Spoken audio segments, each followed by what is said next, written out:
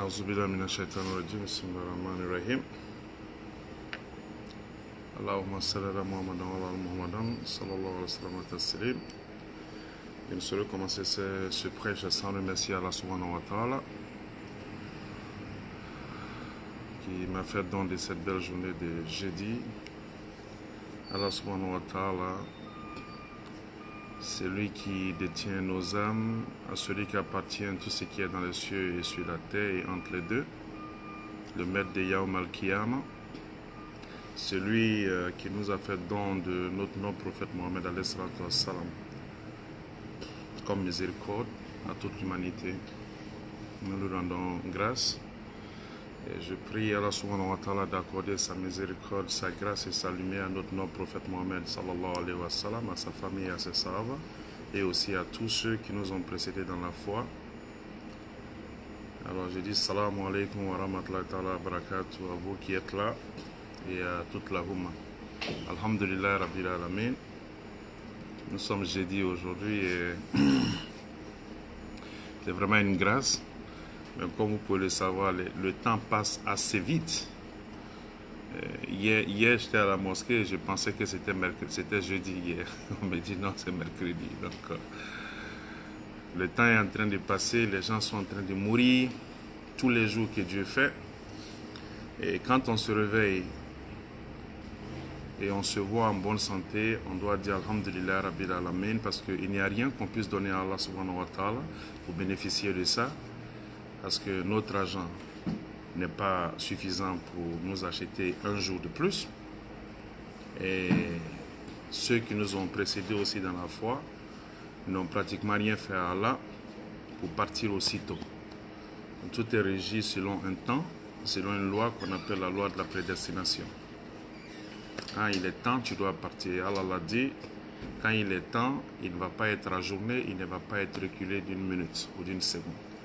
Alors, alhamdulillah Rabbil Alamin, nous sommes là. Aujourd'hui, je voudrais aborder quelque chose. Comme vous l'avez vu, je l'ai mis en titre la sourate Al-Baqarah, verset 216. Comme Allah le dit, il dit que nous pouvons avoir de l'aversion pour quelque chose, pourtant il est un bien pour nous. Ça veut dire quoi?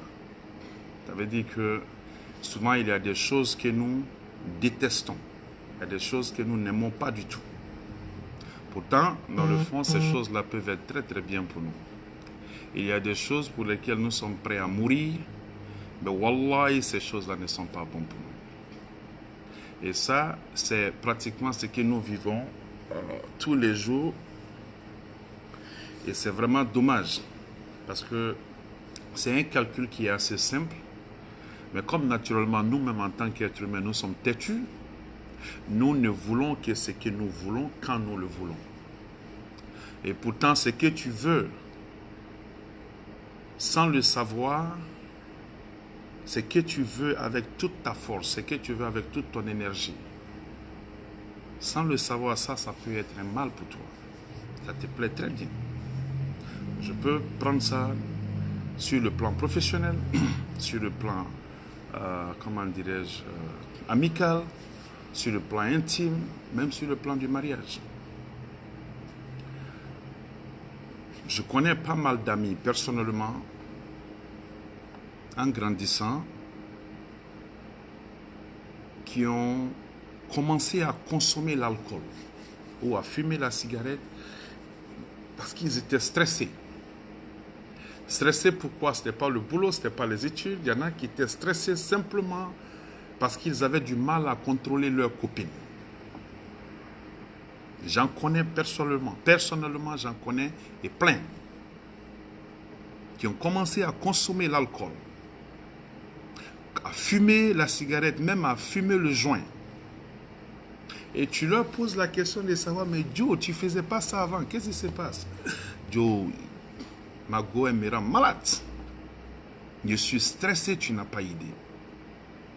Et là, quand ce genre de truc arrive, tu essaies toujours de t'éloigner de ce bon ami qui cherche toujours à te mettre sur le droit chemin.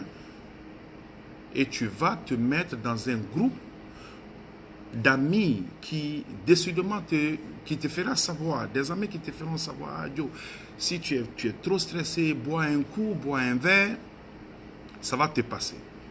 Si tu es stressé, voilà le joint qui est là, juste tire un peu, ça va te passer. Ou si tu es trop stressé, tu peux fumer, ça va te passer. Et ce que les gens oublient, c'est que, oui, quand tu te saoules la gueule, sur le champ, le problème, il passe.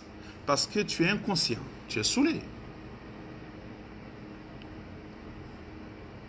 Mais quand tu reviens à l'état normal, tu viens trouver le problème là où tu l'avais laissé. Yeah, tu viens trouver le problème là où tu l'avais laissé. Parce qu'il ne va pas bouger. La solution au problème, ce n'est pas moi, ce n'est pas quelqu'un d'autre. La solution au problème est dans tes mains. Alors si tu le mets là, tu vas revenir le trouver là. Et le plus difficile, c'est quoi? C'est de commencer. Le plus difficile, c'est de commencer. Une fois que tu commences, il y en a qui sont très faibles d'esprit. Quand ils commencent, l'effet que ça a sur eux peut les empêcher d'arrêter. Il suffit d'un verre pour que tu sois accro. J'ai vu des amis, j'ai vu des cousins, j'ai vu des frères. La mauvaise fréquentation. Tu es avec un ami que tu adores, que tu aimes. Mais sur le champ, tu te rends compte que celui-là n'est pas bon pour toi. Mais malgré ça, tu t'entêtes dans l'espoir qu'il va changer. Cet ami-là qui ne veut t'amener que dans les bars. Cet ami-là qui ne veut t'amener que vers ce qui est interdit. Tu t'accroches à lui. Tu sais très bien que ce n'est pas bon pour toi, mais tu veux être avec lui. Tu es dans un mariage. Ta femme que tu as, elle t'empêche. Ah, wa alaykum salam wa rahmatullahi wa barakatuh. C'est le bé de Sarah Kholé. Alors, tu es dans ton mariage avec ta femme. Alors, qu'est-ce qui se passe? Cette femme-là t'empêche même de recevoir ta maman à la maison chez toi. Elle t'empêche de recevoir tes frères à la maison chez toi. Elle t'empêche de recevoir tes amis à la maison chez toi. Mais tu l'aimes. Tu l'aimes. Et il y a beaucoup de personnes qui s'entêtent dans ce genre de relation.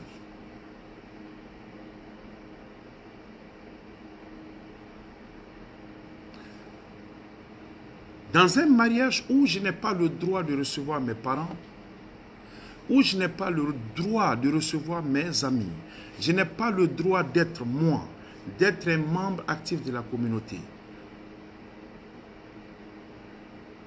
Ça, c'est un mariage qui est bon pour moi.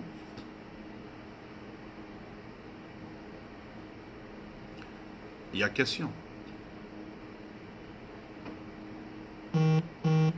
Ou il y a une femme qui est mariée, elle est dans son foyer elle aussi. Son mari est toujours là en train de la frapper. Il est toujours là en train de la dénigrer. Il est toujours là en train de la traiter de moins que rien. Alors qu'il est dit que le mariage, c'est une question de complicité, une question d'amitié, une question d'amour. Mais quand ton mari doit rentrer à la maison, quand tu sais qu'il est l'heure pour lui de rentrer à la maison, tu commences à avoir des palpitations. Tu commences à avoir des frissons. Tu commences à t'alarmer parce que tu ne sais pas ce qui va venir te trouver à la maison. Tu penses que ça c'est bon pour toi? Tu es avec ton mari à la maison. Tu l'aimes à mourir. Il n'y a rien à faire. Mais tu es convaincu qu'il te trompe tous les jours dehors. Mais, pour te faire plaisir et pour faire plaisir aux yeux des gens ou à la curiosité des gens, tu restes dans ce foyer. Ce foyer, il est bon pour toi. Il y a des hommes que je connais qui sont convaincus que leur femme les trompe tous les jours avec d'autres gars. Mais ils sont là.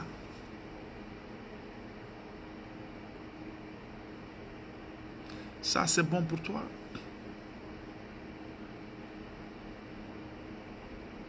Mais aujourd'hui, le problème, c'est quoi? C'est que nous sommes tous dans des relations aujourd'hui pour une seule raison.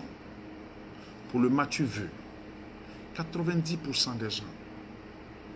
Parce que le problème, c'est que quand les gens te voient, quand il y a longtemps que tu as vu une amie ou bien un ami, quand vous vous retrouvez, ah, comment ça va? Ça va? Eh, ma chérie, c'est comment ça va? Ouais, tu es mariée? On va te poser cette question. Et les enfants? Et monsieur? Maintenant, quand tu leur dis que tu n'es pas marié, automatiquement, il y a une autre, comment dirais-je, il y a une autre conception. Et quand tu leur dis que tu es marié, combien de fois on te pose la question de savoir si tu es marié? Quand tu dis oui, je suis marié, est-ce que la question, cette réponse-là est suivie de est-ce que tu es heureuse ou bien tu es heureux? Les gens veulent juste savoir si tu es marié. Tu es heureuse ou bien tu es heureux, tu ne l'es pas, ça c'est le dernier de leurs soucis. Ce n'est pas des questions qu'on pose. Donc on rentre tous dedans aujourd'hui simplement parce que on a peur d'être stigmatisé, on a peur d'être indexé, on a peur d'être cette personne-là qui, après 40 ans ou bien 30 ans, n'est pas encore mariée. Comme si c'était une course. Alors tu es dans un foyer. Tu es dans un foyer. Tu te dis que les choses sont en train de très mal se passer. Ce n'est pas un problème. Alors si tu décides de rester, tu restes toi en tant que femme vertueuse, tu restes. Ça veut dire qu'en restant, tu ne regardes ni à droite ni à gauche. Un homme, tu restes dedans, malgré les difficultés, tu ne regardes ni à droite ni à gauche. Mais à partir du moment où tu restes pour faire plaisir aux gens,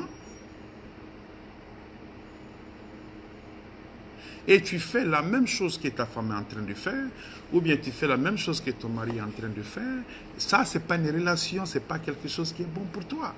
Ça te plaît, c'est vrai, mais ce n'est pas bon pour toi. Parce qu'en faisant ce qui te plaît, tu es en train de déplaire à Allah subhanahu wa ta'ala.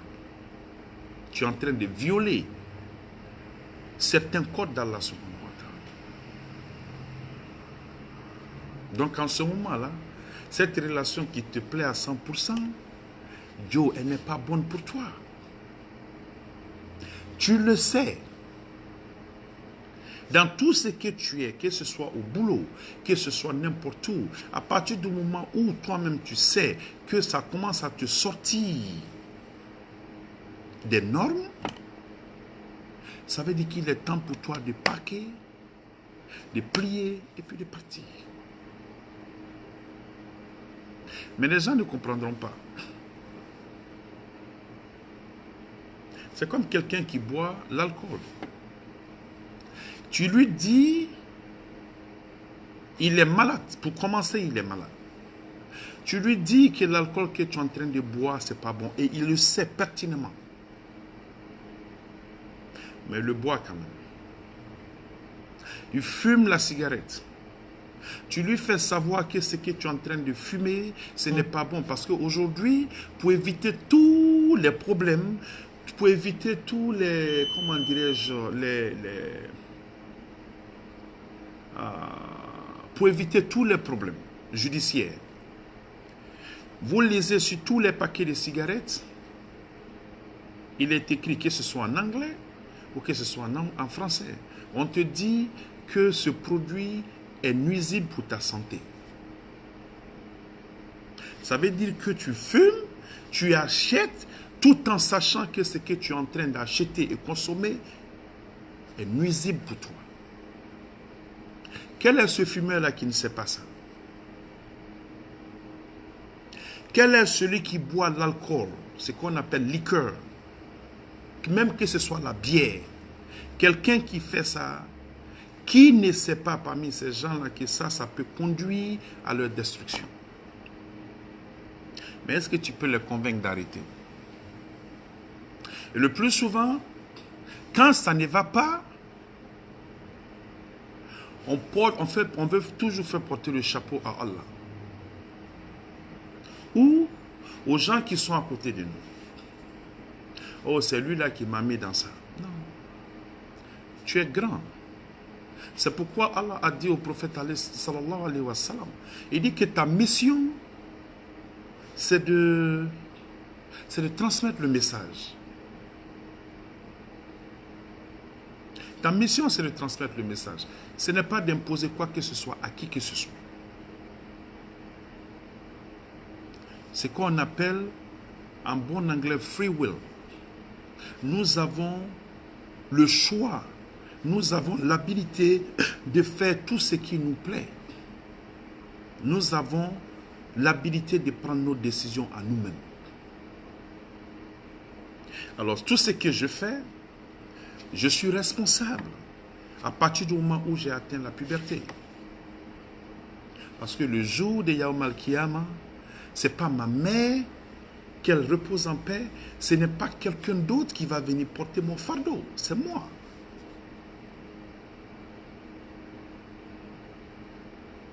C'est moi. Maintenant, qu'est-ce qu'on attend pour quitter certaines situations qui nous sont nuisibles? Qu'est-ce qu'on attend? Une femme qui m'appelle. Le gars qui va la marier, ils sont ensemble, ça fait 3 ans.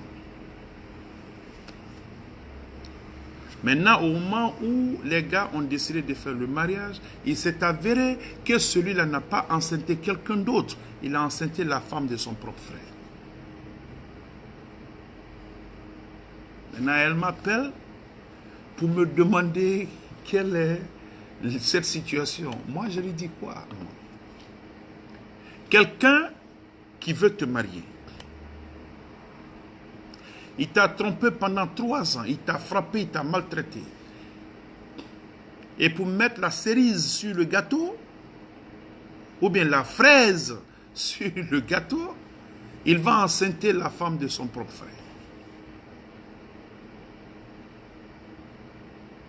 Et toi, tu veux rentrer là-bas. Oh, il me plaît, ma chérie.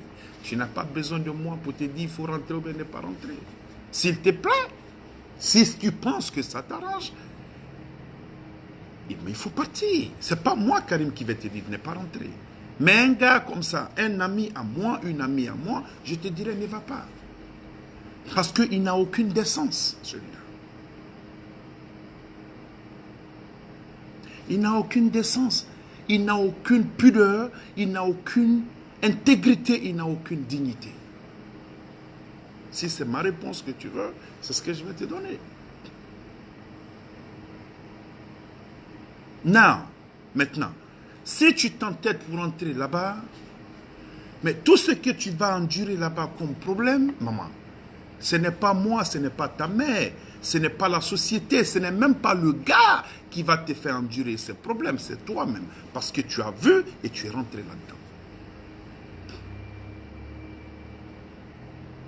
Et ça, c'est le problème que nous avons aujourd'hui. Chacun veut faire porter le chapeau à d'autres personnes. Il a été dit qu'il y a des choses que vous détestez, qui sont bonnes pour vous, comme il y a des choses que vous aimez qui ne sont pas bonnes pour vous du tout. Mais quand ce n'est pas bon et puis tu t'entêtes, mon ami, ibireye.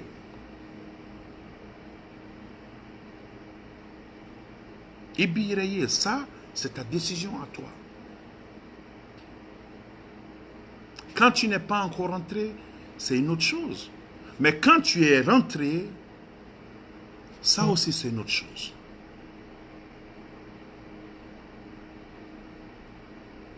Tu vois? Donc dans la réalité, toute décision que tu prends doit venir de toi, ça ne doit pas venir de quelqu'un d'autre. Parce que, en fin de compte, c'est toi qui endures, c'est toi qui vis, c'est pas quelqu'un d'autre. C'est pas quelqu'un d'autre, c'est toi qui endure.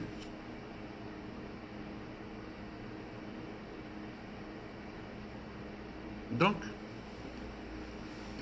quelqu'un qui va me poser la question de savoir qu'est-ce que je fais dans une situation comme ça. Ne me pose pas la question, ne pose pas la question à quelqu'un. Pose-toi la question toi-même. Je suis dedans. Et souvent, si le mal prévaut sur le bien, il faut partir. Il y a des gens qui ne changeront pas. Que ce soit des hommes, que ce soit des femmes, des gens qui ne changeront pas. Si tu décides d'être patient dans la situation, sois patient jusqu'au bout. Sois patient jusqu'au bout. Parce qu'on est dans une société aujourd'hui où les gens font les choses comme ça les arrange. On ne fait plus comme il se doit, mais on fait comme ça nous arrange. Je suis assis à la mosquée.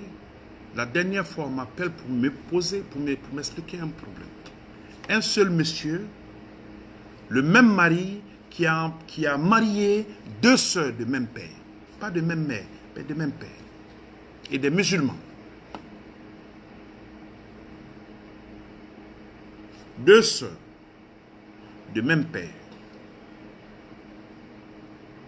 Et ceux-là sont des musulmans. Et où? En Côte d'Ivoire.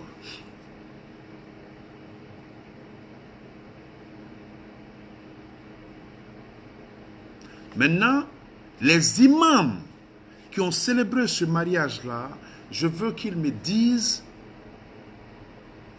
ça c'est compliqué.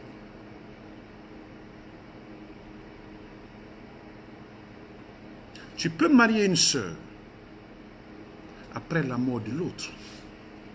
Ousmane ibn Affan Radouan Anna. La raison qui fait que les gens l'appellent l'homme des deux lumières, la raison qui fait qu'on l'appelle l'homme des deux lumières, c'est ça. Parce qu'il a marié la fille du prophète Mohammed sallallahu alayhi wa sallam. Quand il a marié sa fille Rukaya, et quand elle est décédée, il était tellement affligé, il avait tellement mal.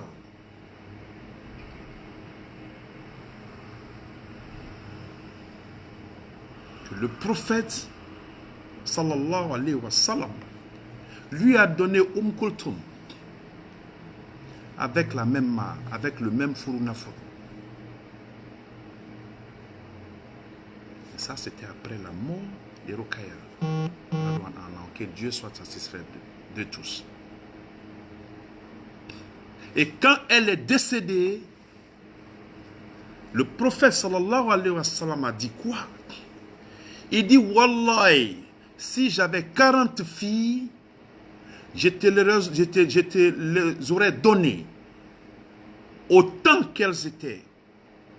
Je t'aurais donné toutes mes 40 filles.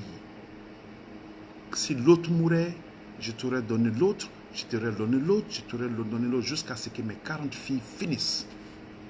Ça, c'est jusqu'où le prophète sallallahu alayhi wa sallam aimait Ousmane.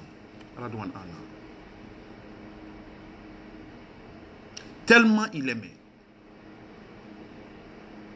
Mais Joe, marié deux sœurs de même papa, et vous êtes dans la même maison, en tant que musulman, j'ai besoin de cet enroulement pour me dire, parce que dans le Coran, il est dit que tu ne peux pas marier l'enfant de l'enfant de qui? L'enfant de ta femme. Tu ne peux pas marier ta tante. Tu ne peux pas marier la femme de ta femme, la maman de ta femme. Tu ne peux pas marier la sœur de ta femme. Pourquoi je dis? Je dis qu'on vit aujourd'hui dans une communauté où les gens font leur propre loi.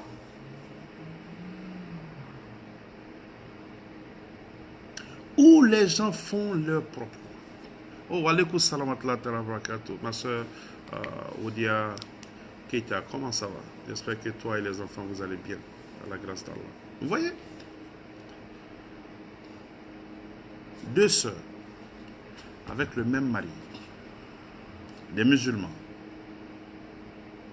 Maintenant, ces gens-là, dans la communauté, ce sont eux qui vont venir s'asseoir pour trancher entre nous. En vertu de quoi? Il y a des décisions qu'on prend nous-mêmes. Il faut qu'on apprenne à être responsable.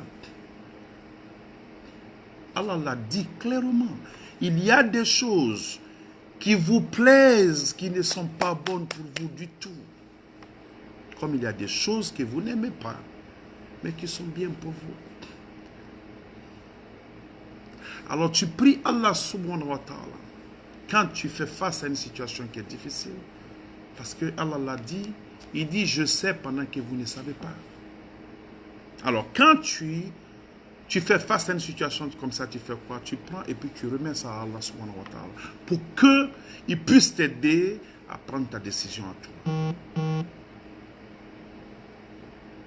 Joe, on est en train d'aller, I don't know.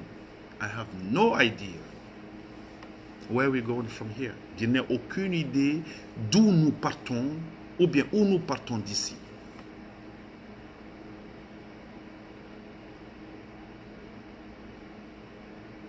Ton mari te trompe. Si tu veux rester, tu restes parce qu'il y a des risques à tout moment. Ta femme, elle te trompe, tu veux rester, tu restes. Dis-toi qu'il y a des risques à tout moment. Je l'ai dit une fois, je crois que c'était l'année passée. Je vais encore le redire. Je vais encore le redire. Wallah.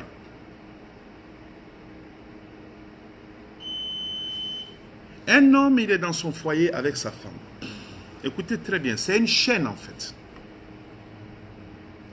Le gars, sa femme, elle est vertueuse. Elle est à la maison, elle va qu'à ses affaires, elle s'occupe des enfants, elle fait le mieux possible pour être, comment dirais-je, pour être une femme exemplaire, une mère exemplaire, une épouse exemplaire.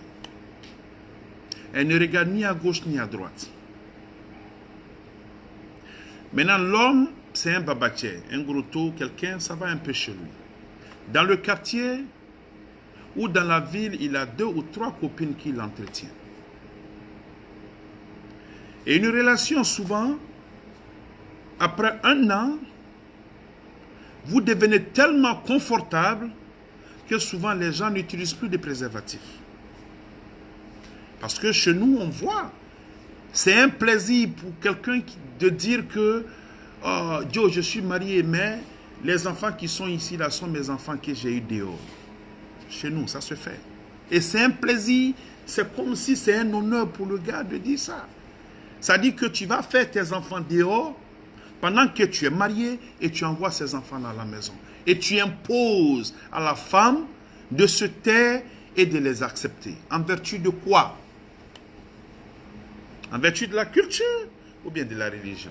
Non, ça ne peut pas être la religion. Parce que selon la religion, tu es un homme mort. Mais selon la culture, tu es un homme à applaudir, à célébrer. Pourquoi je dis que cette merde de culture-là ne va pas nous amener au paradis.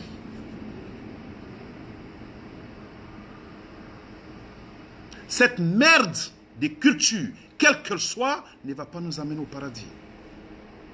Parce qu'aujourd'hui, toutes ces divergences que nous avons, ce n'est pas la religion, hein, c'est la culture.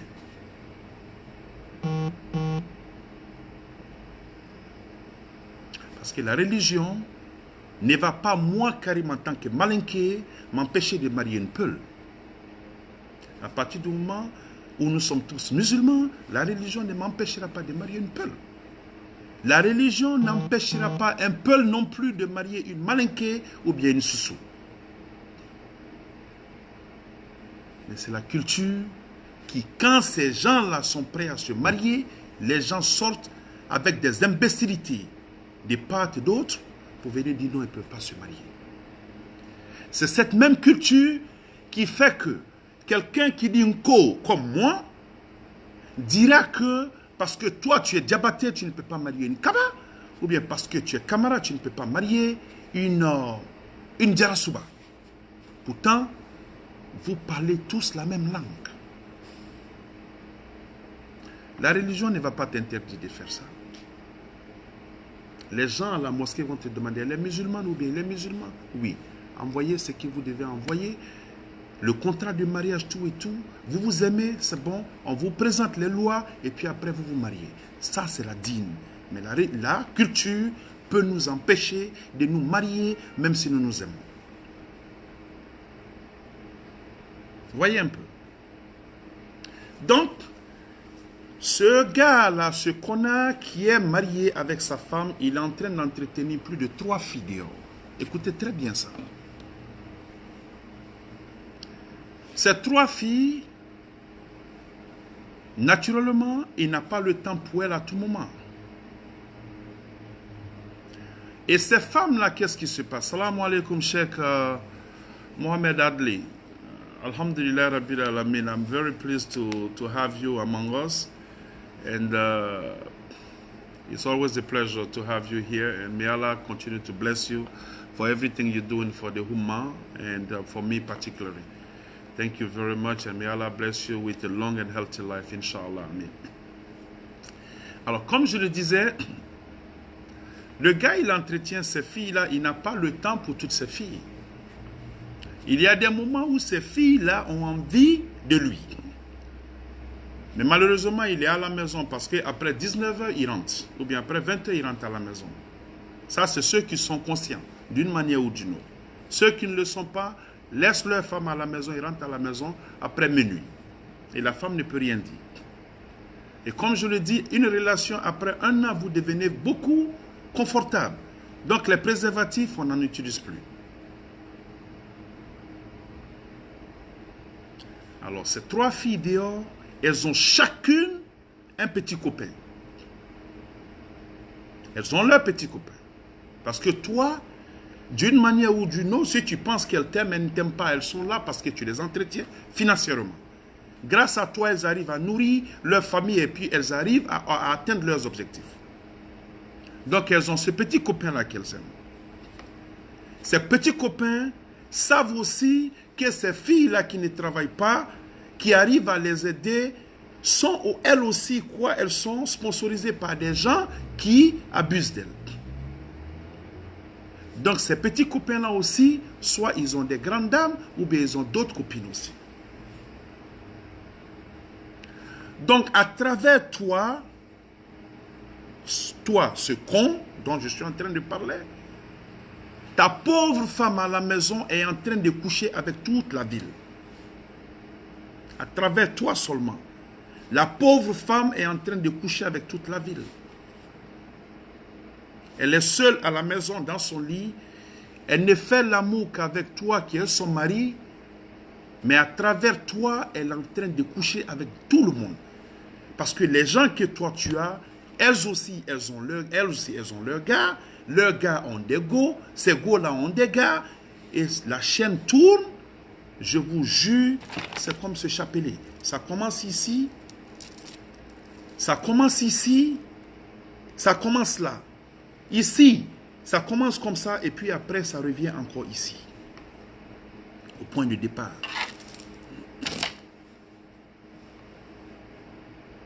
Et malheureusement, souvent, ces pauvres femmes-là sont victimes de certaines maladies comme sexuellement transmissibles. Il y en a qui en meurent. J'en connais. La pauvre est à la maison.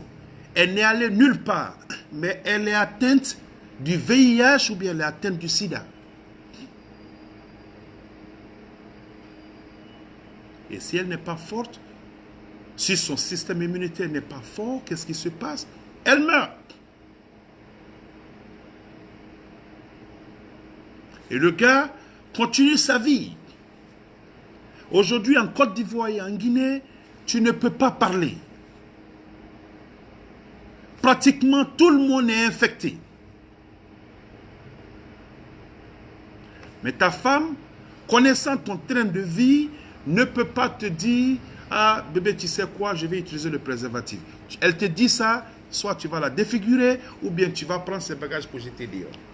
Oh, tu doutes de moi? Oui, bien sûr que je doute de toi parce que tu es un con. Je doute de toi parce que tu es un con. Maintenant, cette femme-là, connaissant toute cette histoire, pourquoi tu es à la maison? Parce que tu vas mourir. Et tu vas laisser tes enfants. Comment ces enfants-là vont devenir? Qu'est-ce qu'ils vont devenir? Comment ils vont grandir? Tu as une responsabilité vis-à-vis de ces enfants-là, maman. Tu as une lourde responsabilité vis-à-vis de ces enfants. Il y a des femmes qui ont été tuées par violence. Il y a des femmes qui ont été tuées à cause de la stupidité de leur mari, parce que leur mari sortait pour aller faire du n'importe quoi. Ils sont venus avec des maladies, des sales maladies. Ces femmes-là sont mortes et leurs enfants sont là, des petits enfants sont là. Toi, tu vas aller dire quoi à Allah demain? Que je suis resté parce que j'aimais mon mari. C'est comme boire du poison. On te dit que ça là c'est du poison et puis tu prends, tu bois. Et que là il est fait souiller. Ça c'est suicidaire. Ça n'a aucune... On ne parle pas de vertu ici. Ça c'est du suicide. Quand je parle, les gens ont comme l'impression que je suis en train de pousser les gens au divorce. Non. Je veux seulement que les gens comprennent ce qui est... Que tout le monde comprenne. Comment dirais-je? Je veux que tout le monde comprenne quoi? Son droit. Tu as un droit. Tu as un droit. Et tu as des devoirs. Il y a beaucoup de choses que les gens ne savent pas de la religion. Beaucoup de choses.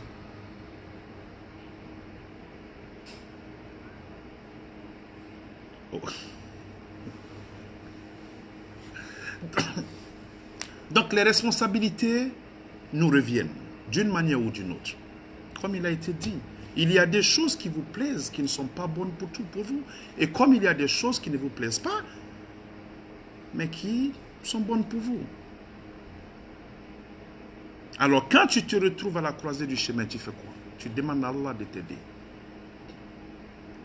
Mais tu ne peux pas rester dans une relation qui est abusive.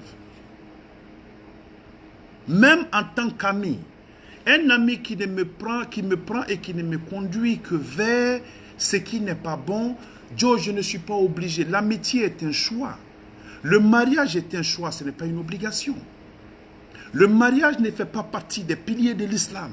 C'est bon parce que ça apporte une certaine stabilité dans la vie d'une des nôtres. Que ce soit une femme, que ce soit un homme. Mais ce n'est pas une obligation. Ça ne fait pas partie des 5 piliers de l'islam.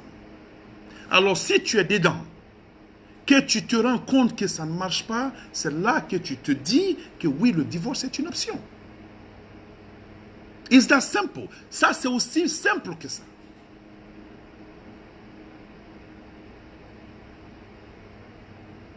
La dernière fois, c'est-à-dire qu'il y a des messages que je reçois, Joe, qui font peur. Je vais parler de ça aujourd'hui. Une dame qui m'appelle. Écoutez très bien ça. Une dame qui m'appelle.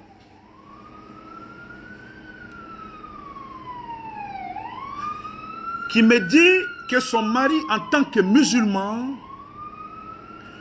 où lui il trouve son plaisir, les gens ne vont pas accepter ce que je suis en train de dire, mais c'est le dernier de mes soucis, parce que si une seule personne m'a appelé, c'est qu'il y a des milliers de personnes qui sont en train de vivre la même chose. Seulement cette seule personne-là a eu le cran, a eu le courage de m'appeler pour exposer son problème. Écoutez très bien ça. Elle me dit que le seul moment où son mari trouve du plaisir, c'est quand son mari lui fait l'amour par derrière. Astaghfirullah. C'est quand son mari lui fait l'amour par derrière.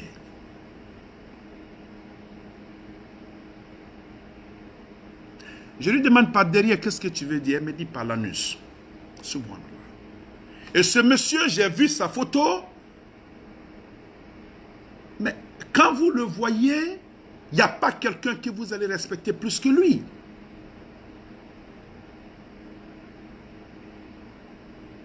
Il est considéré un bon musulman. Que son mari, il ne trouve du plaisir et là, ça lui fait mal. La première fois qu'il a essayé, quand elle a refusé, il l'a battu. Écoutez très bien ça.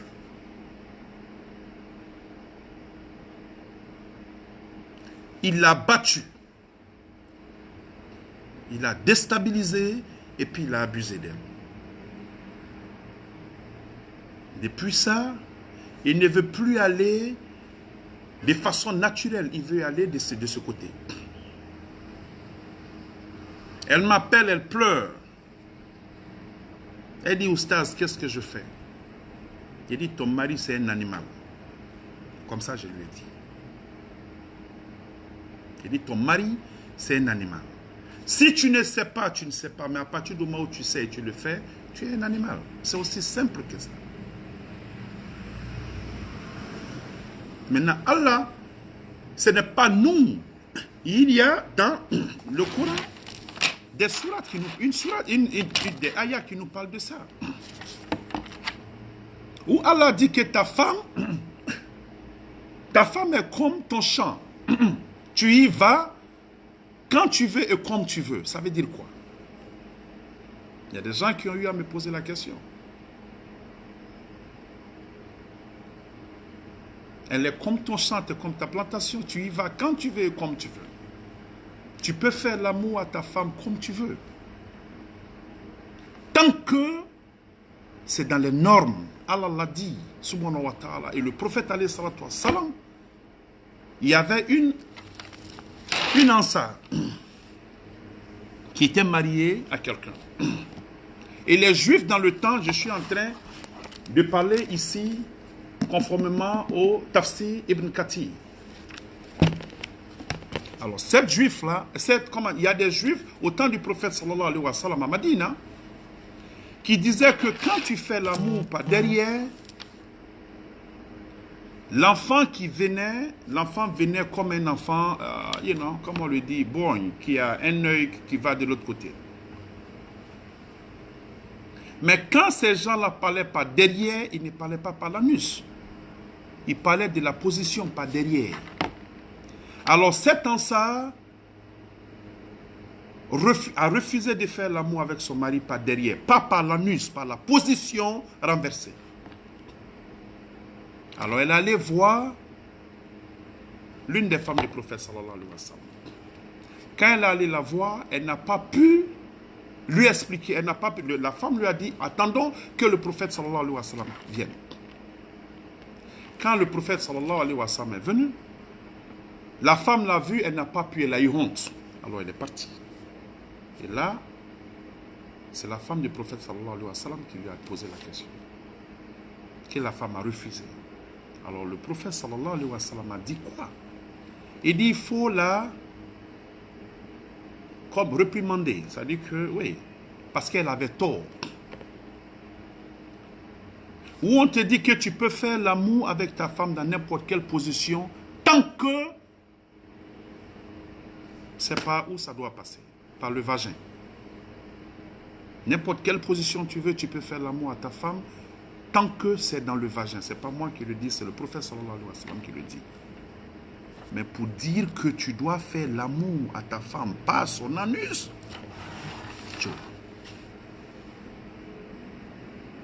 Tout ça, là, on voit dans la communauté.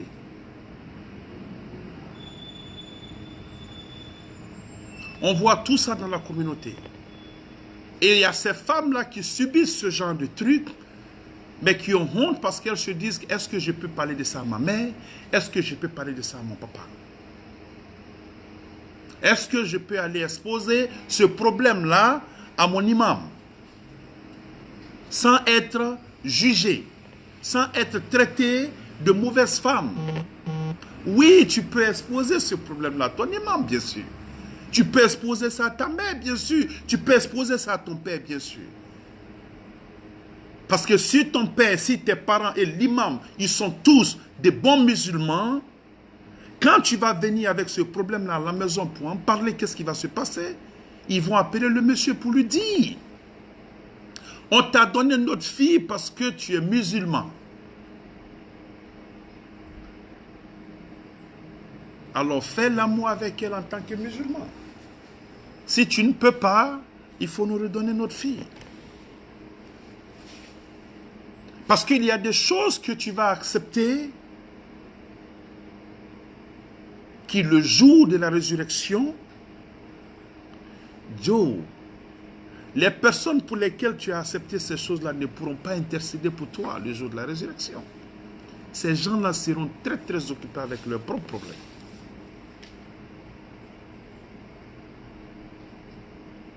Alors Joe, si mon plaisir prend le dessus sur les lois divines, là je suis sorti complètement de l'islam.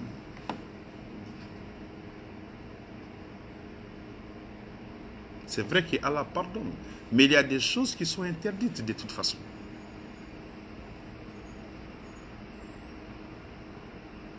Une seule femme m'a posé cette question et je sais qu'il y a des femmes qui subissent ça.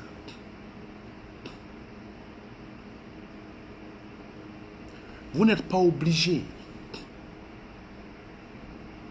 Ton homme n'a aucun droit, il n'a aucun droit de te faire l'amour par derrière, par l'anus. Il n'a aucun droit. Il n'a aucun droit, maman. C'est pas moi qui le dis. C'est écrit. Pour ceux qui veulent comprendre, allez-y prendre le tafsir, Ibn Kathir. Ça est dans le Coran et c'est expliqué ici. Ta femme est comme ta plantation. Vas-y comme tu veux et quand tu veux. Mais ça ne veut pas dire. Ça veut dire que tu peux faire l'amour à ta femme dans toutes les positions que tu veux. Tant que c'est dans le vagin, alhamdulillah rabbil alamin. C'est ta femme. Tu peux en profiter autant que tu veux. Mais dans les normes. À partir du moment où, excusez-moi, je le dis, à partir du moment où le vagin de ta femme ne te suffit plus, Joe, si tu as l'opportunité d'être avec un autre homme, parce que si c'est l'anus d'une femme et l'anus d'un homme, il n'y a pas de différence. Ou bien,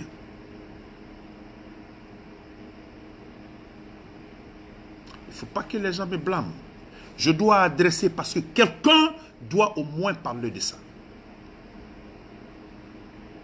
L'anus d'une femme, astaghfirullah, et l'anus d'un homme, il n'y a aucune différence. La différence entre nous et les femmes, c'est quoi? C'est nos sexes.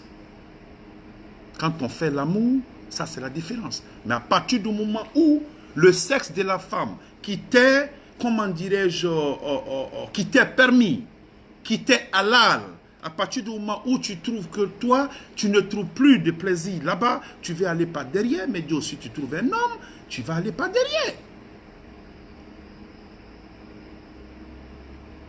Il y a des femmes qui subissent ça tous les jours. Dans le silence. Maman, vous n'êtes pas obligé d'accepter. Subhanallah, astaghfirullah. Vous n'êtes pas obligé d'accepter.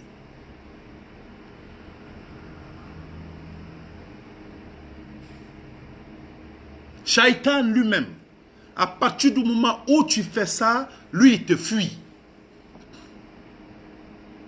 Ça fait plaisir à Shaitan de te voir forniquer. Ça fait plaisir à Shaitan de te voir commettre l'adultère. Oui, parce que c'est ce qu'il veut. Mais à partir du moment où tu commences la pénétration anale, Shaitan, quand il sent ça venir, lui, il te fuit parce qu'il dit que toi, tu es une autre espèce. Maintenant, il y a des gens qui sont en boubou, qui portent des chapeaux avec des pantalons sautés et qui s'adonnent à cette pratique. Et on te dit de ne pas en parler. N'en parle pas parce que il tient les bouts. Mais il tient les bouts, c'est un connard. Il tient, c'est un connard. Il tient les bouts, c'est un connard. Salam alaikum.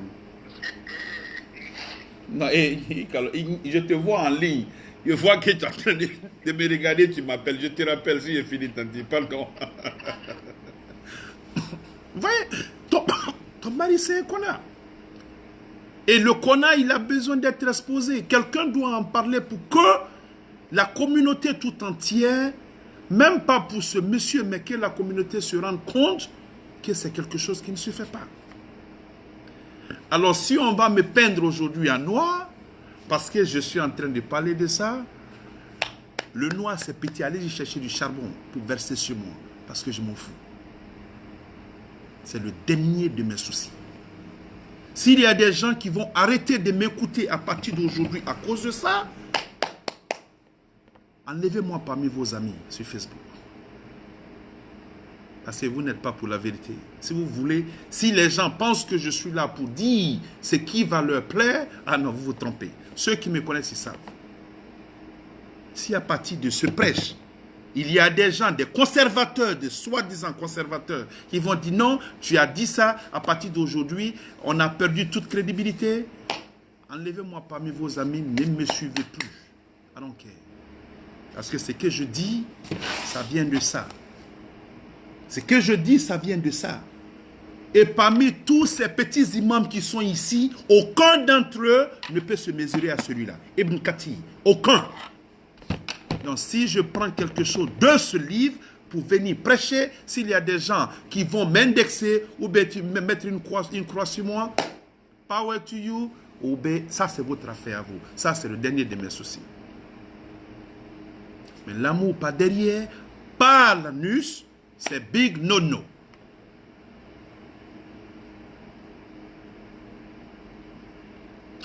Oh, no problem. I will send you a copy. Inshallah.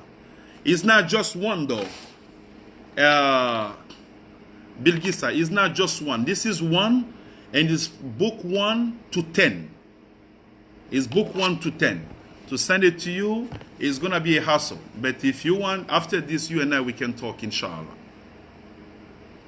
Donc, il y a des choses dans la religion que les gens refusent d'en parler. Pourtant, si tu n'en parles pas,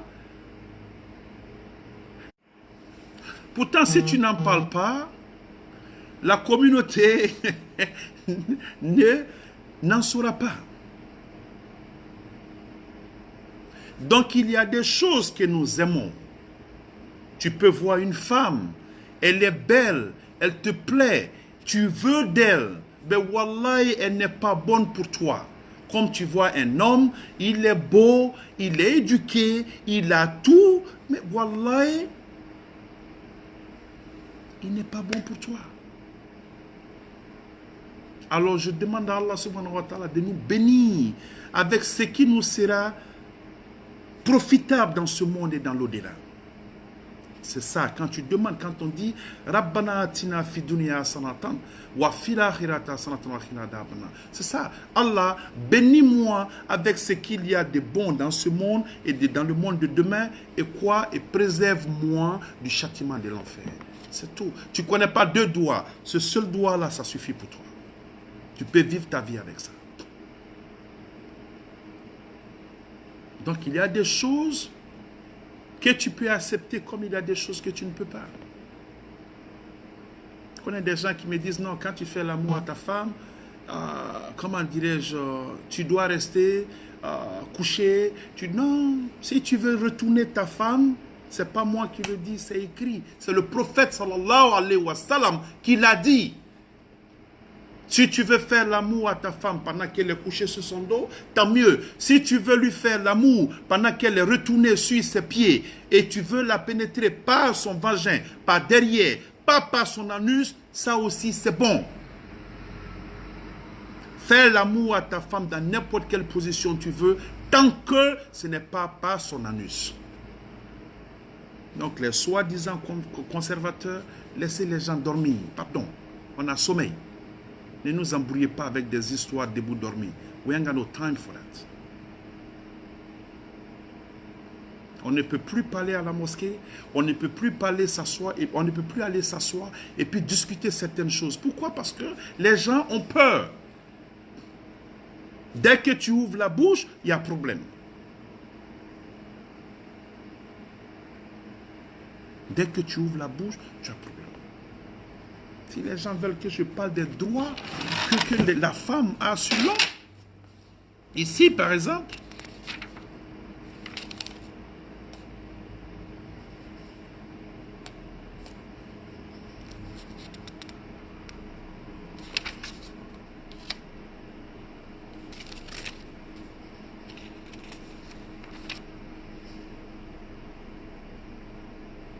on va demander au prophète alayhi salatu wa salam, quel est le droit que l'homme, que la femme a sur son homme. Il dit quoi? Il dit, quand tu manges, donne-lui à manger. Quand tu vas t'acheter des habits, achète-lui des habits. Arrange-toi pour que elle soit dans les meilleures conditions possibles. Et fais l'amour avec elle de façon convenable. Fais l'amour avec elle de façon convenable. Ce n'est pas moi qui le dis. Mais aujourd'hui, de nos jours, c'est devenu unidirectionnel. Une fois dans un communiqué, dans un show de Oprah, les gens vont me détester ce matin-là, mais comme je le dis, je m'en fous. Donc, non, je vais m'arrêter là. Je vais revenir encore sur ce sujet-là une autre fois, Inch'Allah.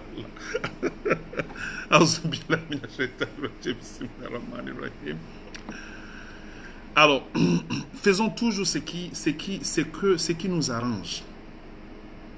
Ce qui nous arrange, ça ne veut pas dire forcément que ce qui nous arrange, c'est ce qui est bon pour nous. Prions Dieu pour qu'il nous mette sur le chemin ce qui est bon pour nous. Pas forcément ce qui nous plaît. Tu es dans une situation, quand ça ne t'arrange pas, si tu peux partir, tu pars. Je l'ai dit, je vais encore le redire.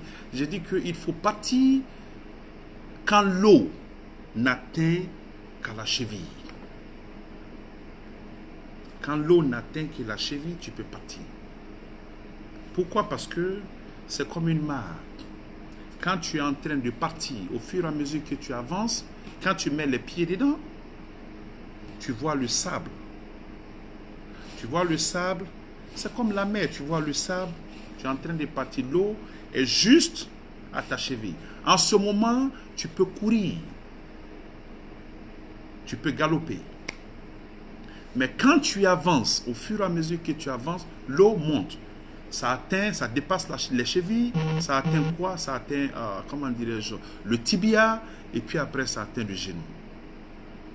Alors quand l'eau n'atteint que la cheville, qu'est-ce que ça fait? À la vitesse que tu peux partir, quand ça atteint les tibias, tu ne peux plus aller à cette même vitesse. Quand ça atteint le genou, tu ne peux plus courir. Tu ne peux que aller difficilement, tu ne peux plus courir. Et en ce moment-là, quand l'eau atteint le genou, tu ne peux pas nager parce que ce n'est pas assez profond pour que toi tu nages, et tu ne peux pas courir parce que c'est assez, comment dire, c'est assez profond pour que tu ne puisses pas, comment dirais-je, courir comme il se doit. Quand l'eau atteint le genou, ce n'est pas assez profond pour que tu nages. Tu ne peux pas nager, c'est pas assez profond. Mais quand ça atteint le genou, c'est assez profond pour toi, pour que tu cours. Tu ne peux pas courir. Donc, quand les choses commencent à ne pas marcher, regarde très bien, analyse très bien. Si ça ne t'arrange pas, il faut partir. Parce qu'en restant dans ce qui ne t'arrange pas, ça ne va te pousser qu'à faire une seule chose, commettre des péchés. Laissez-moi, faites, comment dirais-je, une analyse personnelle.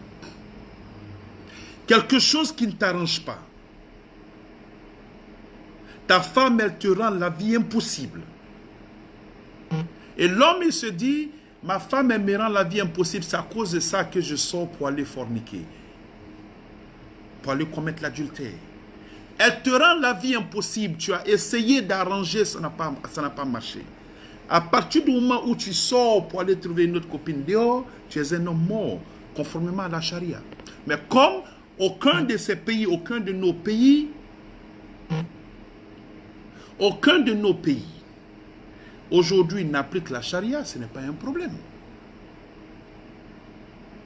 Donc on se dit qu'on est libre de faire tout ce qui nous plaît. Malheureusement, c'est ce qui se passe. Alors qu'est-ce qui se passe? Tu es dans cette relation qui ne t'arrange pas. Ta femme, elle te rend fou. Elle te rend malade. Tu n'as même pas envie de rentrer chez toi à la maison. Qu'est-ce que tu fais? Au lieu de chercher à divorcer pour te remarier, tu te trouves une relation extra-conjugale dehors.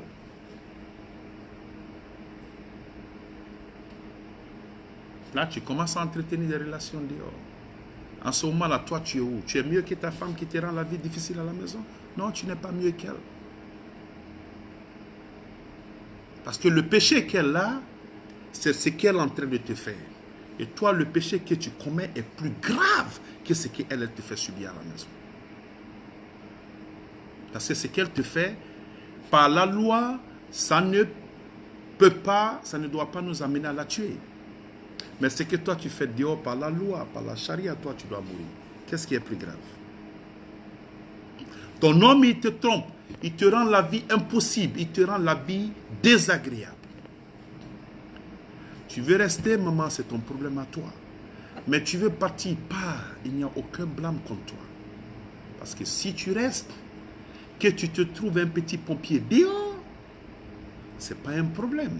Il va te soulager, il va te rendre la vie, il va te dire ce que tu as envie d'entendre.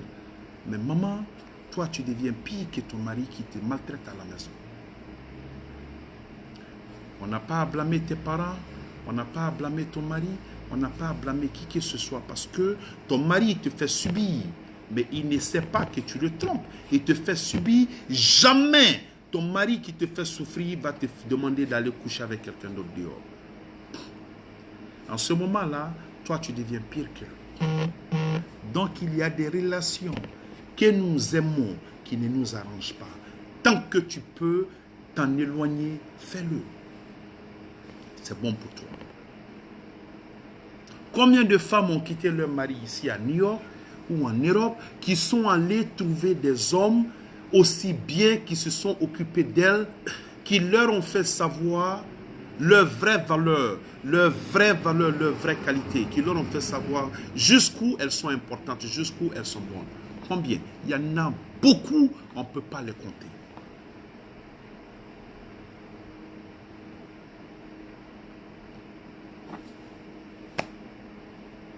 La décision nous revient. Ce que j'ai à faire, c'est de dire. Alors qu'Allah nous donne une très bonne compréhension. Auzubillahi minash shaitanir rajim. Bismillahir rahmanir rahim.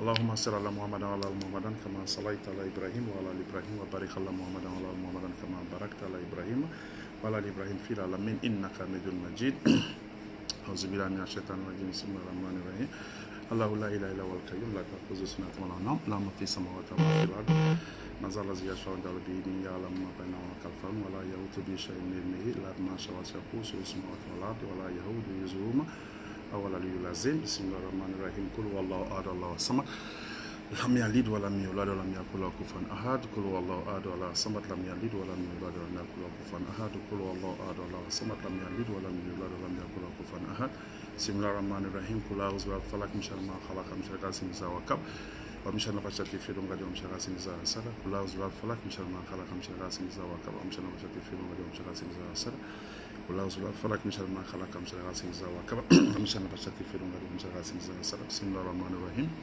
قل أعوذ برب الناس ملك الناس إله الناس من شر وسواس الخناس الذي يوسوس في صدور الناس من الجنة والناس قل أعوذ برب الناس ملك الناس إله الناس من شر وسواس الخناس الذي يوسوس في صدور الناس من الجنة والناس قل أعوذ برب الناس ملك الناس إله الناس من شر وسواس الخناس الذي يوسوس في صدور الناس من الجنة والناس ربنا تقبل منا إنك أنت السميع العليم ربنا ولا تحملنا ما لا طاقة لنا به واعف عنا واغفر لنا وارحمنا أنت مولانا فانصرنا على القوم الكافرين ربنا لا تزغ قلوبنا بعد إذ هديتنا وهب لنا من لدنك رحمة إنك أنت الوهاب ربنا آتنا في الدنيا حسنة وفي الآخرة حسنة وقنا عذاب النار ربنا تقبل دعاء أعوذ بالله من الشيطان الرجيم بسم الله الرحمن الرحيم que Dieu nous accorde une très bonne compréhension qu'elle nous bénisse avec une longue vie et une santé de fer qui nous facilite, comment dirais-je, qui nous facilite le Hajj pour ceux qui n'ont pas encore fait le Hajj et qui nous bénisse avec des enfants vertueux, des enfants qui vont faire la salade pour nous quand nous serons déjà partis, comme nous sommes en train de le faire aujourd'hui,